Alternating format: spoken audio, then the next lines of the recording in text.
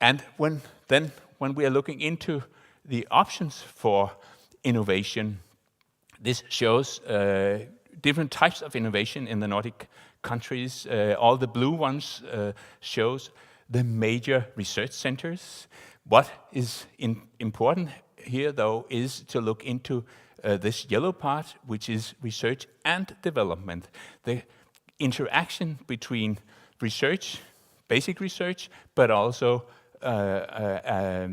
research connected to specific development situations, where peripheral, what is considered to be peripheral or local centers, actually show a very strong position.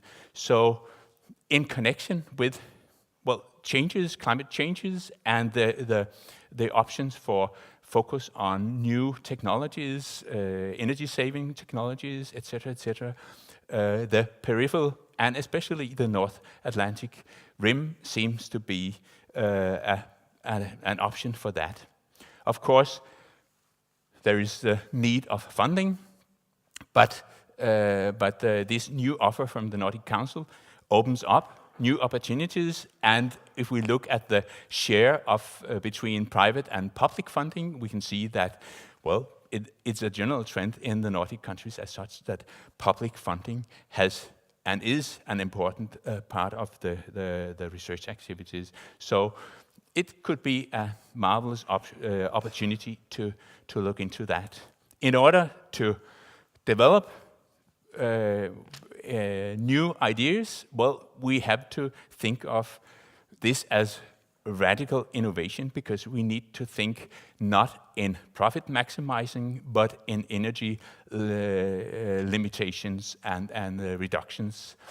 And in order to do that, well, the most important factor, this is according to USCLA Business Development Department, the most important factor and the driving innovation is the internal culture of the organization. And in this connection, I think the Nordic cooperation is a marvelous example of, well, an internal culture that can promote initiatives like this. Other tools will be needed as well, incentives, product champions, and of course, spendings on this. But according still to UCLA, the key issue here is the internal culture of the organization. Then the creation of an innovative environment. Well, we need to show the environment that innovation is an ongoing process. We cannot, we never find the solution. We need to be aware of that the things are changing. We need to,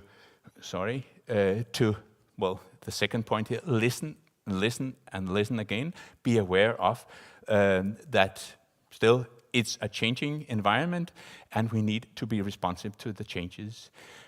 Also be open to accidents, because a lot of unexpected connections may spark new ideas, but also draw on the organization as well as the environment. And still, this is where the North Atlantic region is strong, because there is this historical and contemporary relation. So we need innovative, open, dynamic, and personal environment.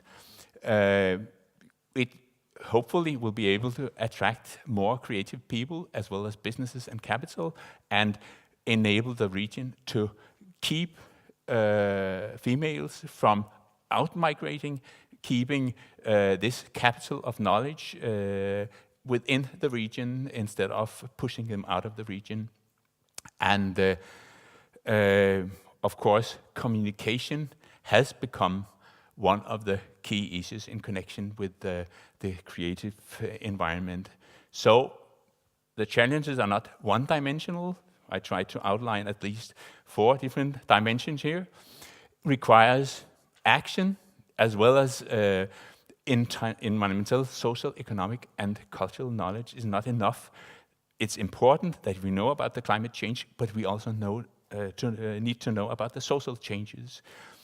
And there are good examples of good practice out there which can serve as inspiration, but in reality, there is no best practice, because if we had a best practice, then we had the final solution.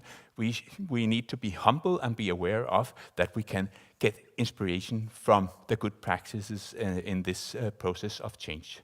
So this is, in my opinion, the true challenge to the region. Learn to react quickly to contemporary changes, be a first mover on innovation, and develop then the tools and skills needed to become continuously inventors of your own destiny. And I think this conference is a very good starting point for that. So thank you for your attention.